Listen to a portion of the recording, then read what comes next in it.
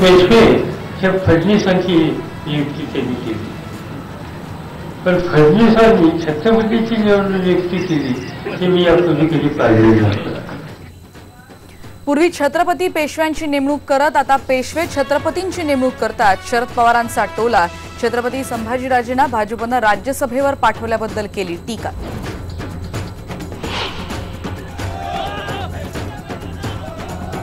आमचे साहित्य आणि पुतळे जाळणाऱ्या शिवसेनेनंही जाळपोळीसाठी तयार राहावं.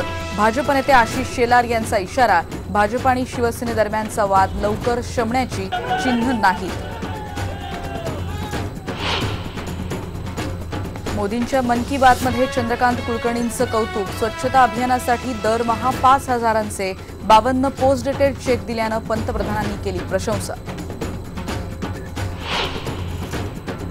दिल्लीचे उपमुख्यमंत्री मनीष सिसोदिया यांच्यासह आपच्या आमदारांना आज दिल्ली पोलिसांनी घेतले ताब्यात. जमावबंदीचा आदेश मोडल्याप्रकरणी केली कारवाई.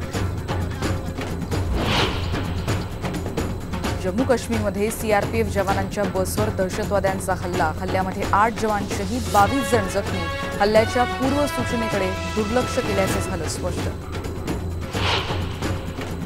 कोकणात दमदार पावसाला सुरुवात. पारंपरिक भात लावणीच्या कामाला वेग. मुंबई आणि पुणेरी पलटणची विजयी सलामी. घरच्या मैदानावर मुंबईची 4-0 अशी आघाडी, तर पुण्याची तेलुगू टायटन्सवर 28-24 अशी मात.